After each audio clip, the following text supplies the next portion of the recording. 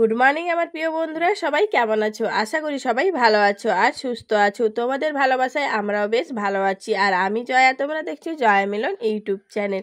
তো আমার নতুন একটা ব্লগ ভিডিও তোমাদের সবাইকে স্বাগত। বড়দের প্রণাম, ছোটদের বুক ভরা ভালোবাসা দিয়ে আজকের ভিডিওটা শুরু করলাম। তো আজকের ভিডিওটা হতে চলেছে অনেকটা ইন্টারেস্টিং ভিডিও। তো ভিডিওটা স্কিপ না করে পুরো দেখবে, আশা করি তোমাদের খুবই ভালো লাগবে। তো বন্ধুরা দেখো, এইদিকে চলে এসেছিলাম মাঠে এসেছিলাম। মাঠগুলো দেখতে দেখতে আমাদের এইখানে পাড়ায় চলে এলাম। তো দেখো এই কলা গাছটা, এই কলাকান্দিটা এই যে পেপার দিয়ে ঢাকানো রয়েছে, যেহেতু এটা রাস্তার পাশে। তো কলা দেখো একটা পেকে গেছে, এটা সিঙ্গাপুরি কলা। এই দেখো একটা কলা পেকে গেছে। তো এদিকেও কলাকান্দি আরও রয়েছে। এই যে এই ছোট ছোট গাছগুলোতে দেখো কত বড় বড় কলাকান্দি, যেহেতু এটা সিঙ্গাপুরি কলা। আর ওইদিকে দেখো শশা লাগানো রয়েছে, শশা হয়েছে ছোট ছোটগুলো। তোমাদের আগের ভিডিওতে একবার দেখিয়েছিলাম এই গাছগুলো, তখন ছোট ছিল। তো এখন দড়ি সুন্দর করে টাঙিয়ে দিয়েছে, সেই দড়িগুলোতে গাছগুলো উঠবে। আর শশা হয়েছে নিচে ছোট ছোটগুলো। এইদিকে দেখো ছোট ছোট শশাগুলো হয়েছে।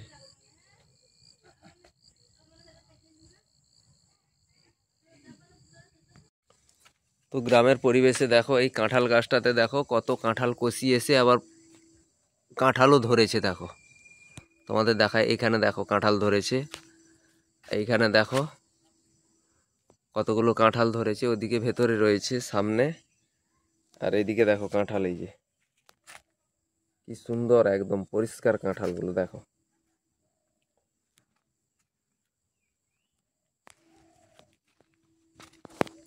তো বন্ধুরা, গ্রামের পরিবেশে নানান রকম ফলের গাছ, ফুলের গাছ, সবজি, কত কিছু মানে পাওয়া যায়। তো এটা সেই মাটির রাস্তা আমাদের এই পাড়াতে ঢুকতে এইখানে। তো এটা সেই পাকা রাস্তা দেখো আমাদের বাড়ির পাশে। এটা সেই পুকুর, যে পুকুরে একবার ছিপ ফেলে মাছ ধরেছিলাম, তোমাদের দেখিয়েছিলাম আমাদের গৃহস্থের পুকুর এটা। এটা যেহেতু ফিশারি দেওয়া আছে, আমার দাদা একজন করে, জেঠুর ছেলে। তো চলো একদম বাড়ি গিয়ে দেখা হচ্ছে। এই যে দোকান, দুদিকে দোকান।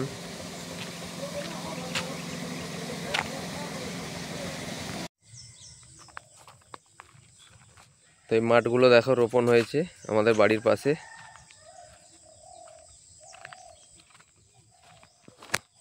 আর এদিকে দেখো সেই আম গাছগুলো যে তোমাদেরকে আগের ভিডিওতে দেখিয়েছিলাম, সেই আম গাছগুলোতে কত বকুল এসছে দেখো।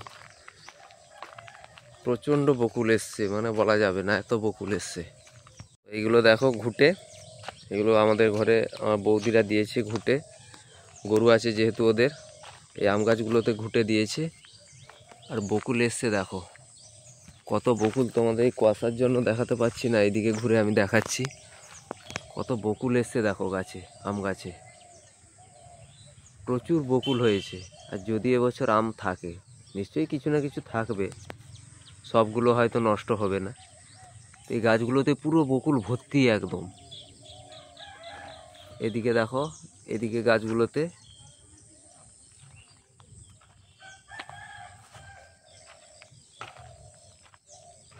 তো বন্ধুরা, এদিকে দেখো আমার সকালে যে আশিবাসি কাজগুলো থাকে, মানে বাড়ির বউদের সকালবেলা যেসব কাজগুলো থাকে সেগুলো সব আমার সারা হয়ে গেছে। তারপরে রান্না বান্না বসিয়ে দিয়েছি আমি। আর তোমরা হয়তো ভাববে দিদিভাই আজকে এত তাড়াতাড়ি কেন রান্না বসিয়েছে? কারণ বন্ধুরা, আজকে মাঠে যেতে হবে। যেহেতু আমাদের মানে বাকি জমিগুলো তো সব বোনা হয়েছে, তোমরা তো দেখেইছো ভিডিওতে।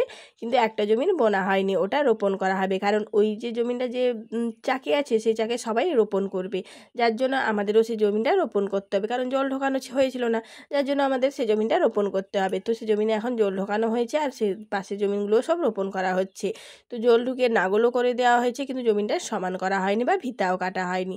তো তোমার দাদাভাই বললো মাঠে যাবে, তো এই জন্য বললো আমাকে রান্নাবান্নাটা করে নাও, তারপরে দুজনে মিলে মাঠে যাবো। কারণ মাঠে অনেকটাই কাজ আছে, যেহেতু নাগল করার সময় মাটিগুলো সব উঁচা উঁচা করে দেয়, যার জন্য সেগুলো সমান করতে অনেকটাই সময় চলে যায়। তো তোমার দাদাভাই একলা গেলে হয়তো অনেকটাই দেরি হয়ে যাবে, তাই তোমার দাদাভাই বললো দুজন যাবো, তাহলে তাড়াতাড়ি হয়ে যাবে, যার জন্য রান্নাবান্নাটা করে নিচ্ছে। আর মাঠ থেকে আসার পর স্নান টান করে রান্নাবান্না রান্নাবান্না করতে অনেকটাই বেলা হয়ে যাবে, তাই ভাবলাম রান্নাবান্না করেই যাওয়াটাই সুবিধে হবে, তাই জন্য রান্নাবান্নাটা চাপিয়ে দিয়েছি। ভাতটা বসিয়ে দিয়েছি আর এদিকে আমি মানে আনাজগুলো বলতে তোমার মশলাগুলো করে নিচ্ছি। আর আজকে কোনো সবজি কাটবো না, কারণ কেন বলো তো, আজকে করবো মাংস।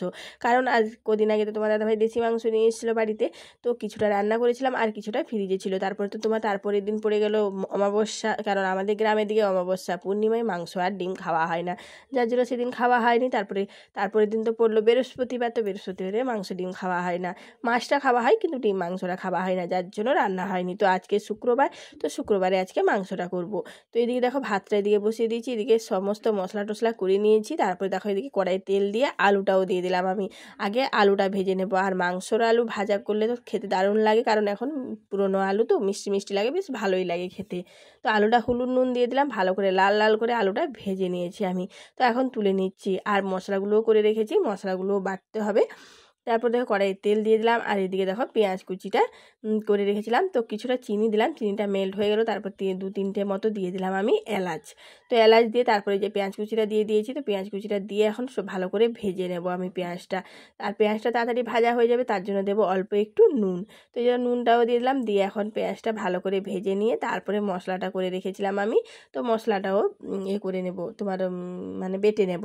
আর এদিকে দেখো ভাতটা হয়ে গেছিলো, তো ভাতের মাঠটাও গড়িয়ে নিয়েছি। আর এদিকে দেখো মিক্সিতে আমি মশলাগুলো বেটে নিয়েছি। তো এই যে এখন মশলাটা ভালো করে দিয়ে দিলাম, আর মশলাই বলতে আদা রসুন আর লঙ্কা দিয়েছি, আর কয়েকটা কাঁচা লঙ্কা মতো দিয়েছিলাম। দিয়ে এখন ভালো করে মশলাটা কষিয়ে নিয়েছি। এখন পরিমাণ মতো গুঁড়ো মশলাগুলো দেবো, নুন দেবো, হলুদ দেবো। তারপরে যেহেতু মাংস ম্যারিনেট করার সময় নুন আর হলুদটা দিয়েছি, তাই অল্প একটু নুনটা দিলাম আমি, কারণ নুন বেশি হয়ে গেলে খাওয়া যাবে না। নুন অল্প হলেও তারপরে নুন দিয়ে খাওয়া যাবে, কিন্তু বেশি হয়ে গেলে তো আর খাওয়া যাবে না, তাই নুনটা আমি অল্প পরিমাণেই দিলাম। তো রান্নার সময় টেস্ট করে তারপরে দেবো। তো তারপর দিলাম নুন, হলুদ, লঙ্কার গুঁড়ো, আর দিলাম কিছুটা চিকেন মশলা। দিয়ে দেখো ভালো করে মশলাটা কষিয়ে নিয়েছি, তেলও ছেড়ে এসছে আমার মশলা থেকে। এখন যে মাংসটা ম্যারিনেট করে রেখেছিলাম দিয়ে দিলাম, দিয়ে এখন মশলাটা ভালো করে আমি কষিয়ে নেব। তো মশলাটা আমি জল দেবো না, তো হালকা আঁচে, যেহেতু ফ্রিজে রেখেছিলাম, তো ওই জন্য হালকা আঁচেই সময় ধরে কষাবো। তো এদিকে দেখো মাঝখানে আমি মানে মাংসটা ভালো করে নেড়ে নিয়েছিলাম, না নিচে লেগে যাবে। তো এদিকে দেখো আমার মাংসটা ভালোভাবে কষানো হয়ে গেছে। তো এদিকে আমি কষানো মাংস কিছুটা বাটিয়ে বের করে নিলাম। তারপরে যে পরিমাণ মতো জল দিয়ে দিচ্ছি, দেশি মাংস মানে একটু ঝোল করলে খেতে ভালো লাগবে, আর তোমার দাদাভাই ঝোল ছাড়া খেতেই পারে না, যার জন্য একটু জল দিলাম। তো জলটা ফুটিয়ে এসছে, তো মাংসটা আমার রান্না কমপ্লিট হয়ে গেছে। তো এদিকে দেখো নামিয়ে নিলাম, আর দেখতেও দেখো দারুণ হয়েছে। তো বন্ধুরা এই দেখো রান্না বান্না কমপ্লিট হয়ে গেছে। তারপর তোমার দাদাভাই আর আমি বেরিয়েছি, মাঠে যাবো, ভিটা কাটা হবে, যেহেতু রোহা হবে সেই জমিনটা, মাঠে লড়াই হবে। আর তোমার দাদাভাই দিয়েছে দেখো ধান টানা নিয়েছে, ধান বিছানো হবে, কোদালও আছে, এই যে হাতে কোদালও দিয়েছে।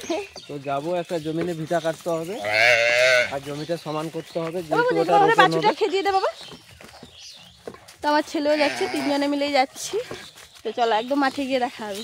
বন্ধুরা এই দেখো মাঠে চলে এসেছি, আর এই যে বাগানের ধারে যে জমিনটা তোমাদের তো এর আগে দেখিয়েছিলাম, তো আমাদের ধান কাটা হয়েছিল তখন তো দেখিয়েছিলাম। তো ওই মাঠে এসেছি, আর তোমার দাদাভাই এই যে দাঁড়িয়েছে, তো ওই মাঠে যাবো, ভিটা কাটা হবে। তো যাবো, এই যে বাগানের ভেতর দিয়ে যেতে হবে মাঠটা আমাদের। তো এই যে বাগানের ভেতর দিয়ে যাচ্ছি, আর আগে তোমার দাদাভাই যাচ্ছে, দাদা দেখাই তোমাদের। তো এই যে দেখো তোমার দাদাভাই যাচ্ছে, আর তোমার দাদাভাই ধান টানা নিয়েছে, কোদাল নিয়েছে, যেহেতু অনেক বড় জমিনটা, অনেকটাই সময় লাগবে ওটা তোমার করতে, ভিটা কাটতে। তো ওই জন্য আমাদের বাকি জমিনগুলো সব হয়ে গেছে, তোমার রোহা হয়ে গেছে, এই রোহা বলছি বোনা হয়ে গেছে, এটাই শুধু রোহা হবে। তো এই জন্য এটা সমান করে নিতে হবে, তারপরে রোহা হবে। তো চলো একদম মাঠে, এই যে বাগানের সামনেই পুরো প্রথমের জমিনটাই আমাদের। তো এই চলে এসেছি, তো এবারে মাঠে লেগে পড়তে হবে দুজনকে কাজে। বন্ধুরা এই যে দেখো মাঠগুলো উঁচু হয়ে গেছে, নাঙ্গলে এগুলো সমান করতে হচ্ছে, যেহেতু রোপণ হবে। তো তোমাদের দিদিভাই এই যে ধান টানা নিয়ে লেগেছে, আর আমি এদিকে কোদাল, এগুলো ঝটপট করে দিতে হবে। তো এদিকে দেখো বন্ধুরা মাঠে চলে এসেছি আর কোমর বেঁধে দুজনে মিলে লেগে পড়েছি কাজ করার জন্য মাঠের। আর এদিকে দেখতে পাচ্ছ নাগল করার জন্য মাটিগুলো কত উঁচা উঁচা করে রেখেছে। এগুলো রোপণ করার সময় খুবই অসুবিধা হবে, যে মানে যে মজুরা কাজ করবে তারা বিরক্ত হয়। এই মাটি উঁচু উঁচু এগুলো তো জল ঠিক মতো থাকে না, তো ভালোভাবে চাষটাও করা যায় না, যার জন্য এটা ভালো করে সমান করে দিতে হবে। তোমার দাদাভাই কোদাল নিয়েছে আর আমি নিয়েছি ধান টানা দিয়ে এখন ভালো করে টেনে টেনে করে সমান করে দিচ্ছি। আর আমার এই পাশের যে জমিটা দেখতে পাচ্ছ এটা প্রায় 2 বিঘে মতো হবে জমিটা। এটা কিছুদিন আগে রোপণ করা হয়েছে, দেখতে পাচ্ছ কত সুন্দর লাগছে, দেখো দেখতে সবুজে সবুজ বেশ ভালো লাগছে। আর এইদিকে এটা পুরোটাই 2 বিঘে জমি। তো এটা মানে এই জমিনটা থেকে জল নেওয়া হতো, কিন্তু এটা থেকে জল যেহেতু ওটা নিচু জমিন, তো তাই ওখান থেকে আমাদের জমিনে জল আসে না, যার জন্য এই জমিন থেকে জল নেওয়া হয়নি। তো এই যে চাকটা দেখতে পাচ্ছি পুরোটা রোপণ হচ্ছে আমাদের মাঠের সামনে যে বড় জমিনটা, এটা প্রায় 1 বিঘে মতো জমিন হবে, এটা রোপণ করা হচ্ছে আজকে। তো এই দাদাভাইদেরকে বলা হবে যে নিয়ে যদি হয় সময় করে এরা এসে রোপণ করে দিয়ে যাবে। আর যেহেতু আমাদের বোনা হয়েছে তাই তলাও ফেলা হয়নি, তো তলা কিনে নিতে হবে। যারা তলা ফেলেছে অনেকে তো বেশি হয়ে যায়, তো তাদের কাছ থেকে তলা কিনে নিয়ে তারপরে রোপণ করবো এই জমিটা। এটা প্রায় 15-20 মিল মতো জমিন আছে। তো এটা পুরো দুজন মিলে সমান করতে অনেকটাই সময় লেগে যাবে। মাঠের কাজ মানে বুঝতে পারছো, যেহেতু আমরা গ্রামে বাস করি, চাষবাস না করলে আমরা খাবো কি বলো? তো আমাদের সারাদিন চাষবাস নিয়েই থাকতে হয়। সময় মতো কাজবাজ না করলে চাষটা ভালো হবে না, আর ফলনও ভালো হবে না। তো আমরা হয়তো খেতেই পারবো না, যেহেতু আমরা মধ্যবিত্ত পরিবার থেকে এসেছি। তো চাষবাস না করলে খাবো কি বলো? তো আমাদের জমিনের উপরেই সারা জীবন নির্ভর করে থাকতে হয়। যা চাষবাস হয় ওটাই চাল টাল করে খেতে হয়, আর কিছুটা বিক্রিও করা হয়, যেহেতু অতগুলো তো আর ধান খাওয়া সম্ভব হয় না। তো কিছুটা বিক্রি করে দেওয়া হয়, তার কিছুটা খরচও মানে বেরিয়ে যায়, যেহেতু মাঠে অনেকটাই খরচ হয়। তো এইদিকে দেখো তোমার দাদাভাই ওই দিকটা সমান করে দিচ্ছে, তোমার দাদাভাই ভিতা কাটছে আর আমি মাঠটা সমান করে দিচ্ছি। আর মাঠে অনেকটাই পরিমাণে জল আছে, তো উঁচু উঁচু দিকে জল নেই, কারণ মাটিগুলো যে উঁচু উঁচু হয়ে আসছে বলে ওগুলো শুকিয়ে গেছে। তো ওগুলোকে টেনে টেনে যেদিকে জল বেশি আছে নিচুর দিকে, তো ওই দিকে টেনে দিচ্ছি। আর এই জমিটা দেখো রোহা পোতা হচ্ছে, তাই কত লেবার লেগেছে দেখো, অনেক লেবার হয়েছে এখানে মানে রোহার জন্য। সবাই বস্তায় বস্তায় করে তোমার বেহানগুলো সব বয়ে বয়ে নিয়ে আসছে, তারপরে পুরো জমিনটাই খেলিয়ে দেবে, তাহলে তাদের মানে রুইতে সুবিধা হবে। কত জন এসছে দেখো, অনেক লেবার এসে, যেহেতু অনেক বড় জমিন, তো মানে প্রায় এরা 7-8 বিঘে মতো জমি রোহা হবে এদের, যার জন্য এরা এত লোক এসছে। আর এরা দেখো দড়ি বেঁধে মানে রোপণ করছে, কারণ দড়ি বেঁধে রোপণ করলে একদম সোজাভাবে রোপণ হয়, বেশ ভালো লাগে দেখতে।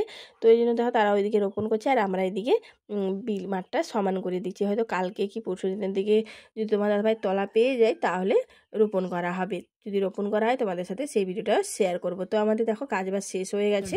তো বন্ধুরা আমাদের মাঠের কাজ শেষ হয়ে গেছে। তো এই যে বাড়ি যাচ্ছি, যে বাগানের ভেতর দিয়ে একদম কাদা মাদা, দেখো এই যে তোমার দাদাভাই কাদা মাদা। যাই হোক ভালো করে সমান করেছি, রোপণ হবে কালকের দিকে।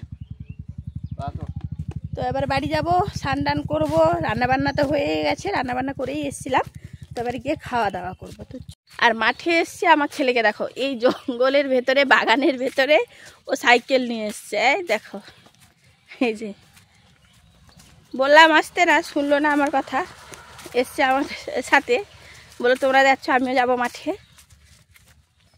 আর আগে তোমার দাদাভাই যাচ্ছে আর ছেলে যাচ্ছে, আর আমি সবার পেছনে। ওই যে দেখো তোমার দাদাভাই, বাবারি বাবারি বাবারি উঠতে পারছি না। তো ওই যে দেখো তোমার দাদাভাই সামনে আর আমি পেছনে, আমি পেছনে যাচ্ছি, তোমার দাদাভাই আর ছেলে সামনে যাচ্ছে। আর আমাদের মাঠের পরিবেশটা কত সুন্দর লাগছে, দুপুরবেলা পুরো সবুজ, মাঠের এপাশেও জমি আর এপাশেও জমি, তার মাঝখানে রাস্তা। আর ওই যে দূরে দেখতে পাচ্ছ ওটা মুড়ি মিল, দাঁড়া তোমাদের দেখায়। আর ওই যে ওটা হচ্ছে মুড়ি মিল, মুড়ি ভাজা হয় এখানে। তো এখান থেকে সবাই মুড়ি ভেজে নিয়ে যায়, আরও কিনে নিয়ে যায়।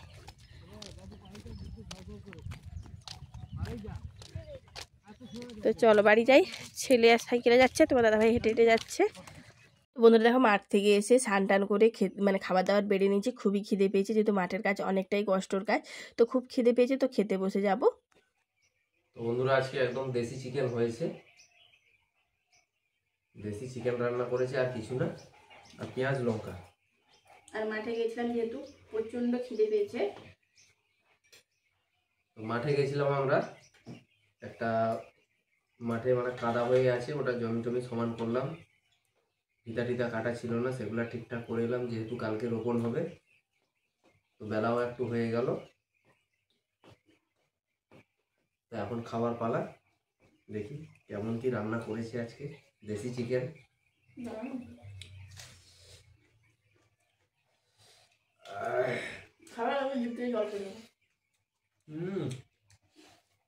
ফাটাফাটি দেশি মোরগের মাংস মানে কোনো কথা হবে না, কিন্তু খাওয়া হবে।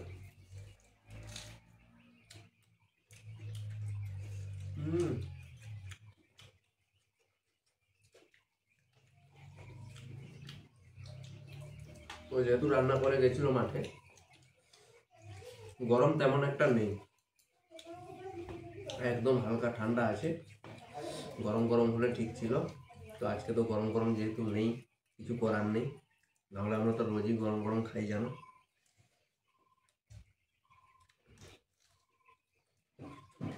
আর পেঁয়াজ আর এদিকে লঙ্কা, এটা হলুদ কুটকি লঙ্কা, প্রচন্ড ঝাল।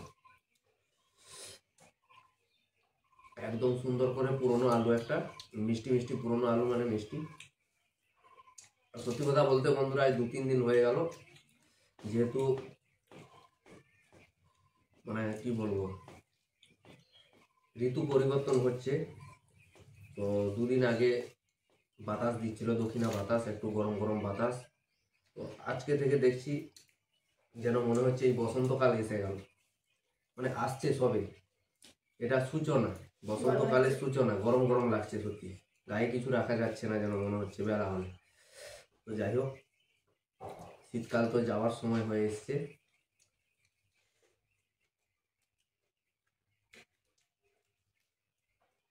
যার জন্য দক্ষিণা বসন্তের হাওয়া বইছে। এলাচ দিয়েছ?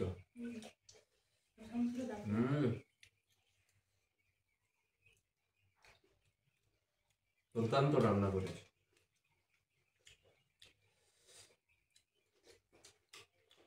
তো এতক্ষণ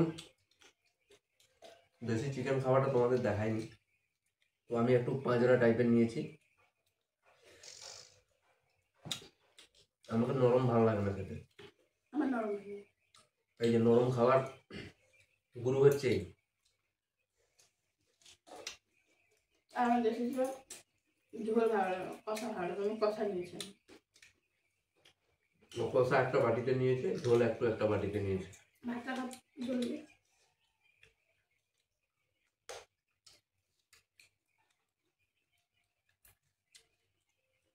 একটু আজকে বলবো পাতলা করবে না, যাই করবে করো। টেস্ট হলেই হলো, পেটে গেলে না। আরে লঙ্কাগুলো কি ঝাল, আমার কানটা তালা পড়ে গেল। কানটা তালা পড়লো, তাহলে কানে একটা দিই, তালা খুলে যাবে। দিব তালা খুলে যাবে। তো বন্ধুরা এদিকে দেখো আমাদের খাওয়া দাওয়া কমপ্লিট হয়ে গেছে। এঁঠো বাসনগুলো নিয়ে কলপাড়ে চলে এসেছি মাজার জন্য।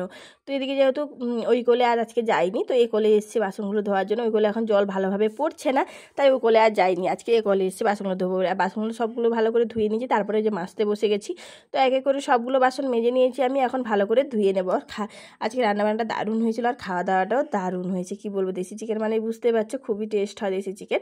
তো এদিকে খাওয়া দাওয়া হয়ে বাসনগুলো সব মাজা হয়ে গেছে, ধোয়াও হয়ে যাচ্ছে, দিকে রান্নাঘরে গুছিয়ে রেখে দিয়ে তারপরে বাকি যে কাজগুলো আছে সেগুলো করব। তো আজকের জন্য ভিডিওটা এই পর্যন্ত। যদি ভালো লাগে একটা লাইক করে দিবে, বেশি বেশি করে শেয়ার করবে আমার ভিডিওটা, আর কেমন হয়েছে কমেন্ট করে জানাতে একদমই ভুলবে না। আর অনেকে ভিডিও দেখছো কিন্তু লাইক করছো না আর সাবস্ক্রাইব করছো না, তো প্লিজ বন্ধুরা সাবস্ক্রাইব করে দিও আমার চ্যানেলটাকে, আর আমার পাশে থেকেও নতুন নতুন ভিডিও নিয়ে চলে আসবো তোমাদের জন্য, আর তোমরা খুবই এনজয় করবে ভিডিওগুলো। তো আজকের জন্য এই পর্যন্ত, দেখা হচ্ছে নেক্সট ব্লগে। ধন্যবাদ।